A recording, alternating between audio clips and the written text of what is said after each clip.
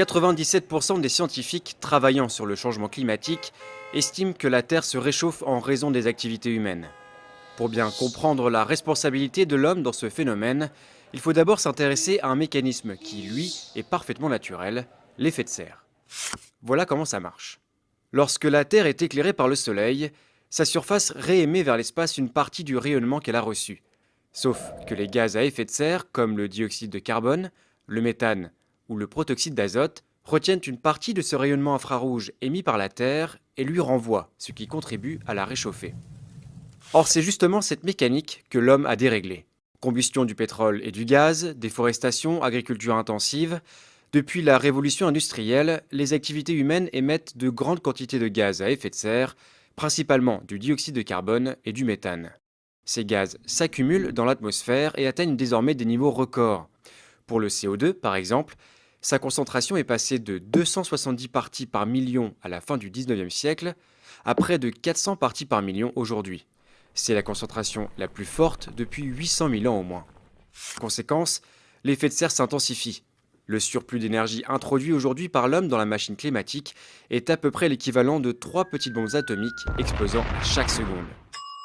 Et les conséquences sont dramatiques. D'abord, sur les températures. Aujourd'hui, la température moyenne terrestre a déjà augmenté de 0,8 degrés depuis la fin du 19e siècle et les épisodes caniculaires sont plus fréquents. Les températures extrêmes, qui ne touchaient que 1% de la surface continentale terrestre, en concernent désormais près de 10%. En admettant que la concentration de CO2 double d'ici 2100, la Terre verra sa température moyenne grimper encore dans une fourchette comprise entre 1,5 degré et 4,5 degrés supplémentaires. Deuxième impact, le niveau des mers. Sur tous les continents, les glaciers d'altitude reculent et disparaissent. Les grandes calottes polaires du Groenland et de l'Antarctique perdent leur glace dans l'océan et contribuent à élever le niveau de la mer.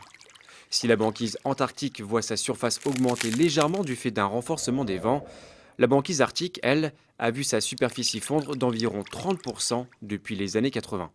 Résultat, le taux moyen d'élévation de l'océan est aujourd'hui d'environ 3,3 mm par an, mais ce taux est appelé à s'accroître à mesure que les émissions se poursuivent. Déjà montés d'une vingtaine de centimètres en un siècle, les océans pourraient s'élever, dans le pire des scénarios, d'1 mètre d'ici 2100. Les petits États insulaires du Pacifique ou de l'océan Indien, comme les Maldives, seront les premiers à disparaître. Troisième élément directement touché par le réchauffement climatique, les précipitations. Dans les latitudes moyennes et hautes de l'hémisphère nord, les scientifiques s'attendent à davantage de pluie. En Californie ou dans le bassin méditerranéen, ainsi que dans toutes les régions déjà arides, ils prévoient des sécheresses plus longues et plus fréquentes, ainsi qu'une réduction du débit des fleuves. Le problème, c'est que les centrales thermiques et nucléaires sont justement refroidies par les cours d'eau. Ceci pourrait donc avoir des répercussions importantes sur la production d'électricité.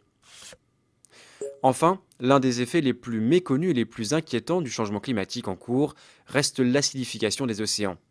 Le CO2 excédentaire se dissout en effet dans les eaux de surface et les rend plus acides. La rapidité de ce phénomène est inédite depuis 300 millions d'années et les scientifiques ignorent les effets qu'il aura d'ici à quelques décennies. Les coquillages et certains planctons qui constituent le socle de la chaîne alimentaire pourraient ne pas pouvoir s'y adapter. Leur disparition aurait un impact direct sur l'ensemble des espèces, l'homme compris.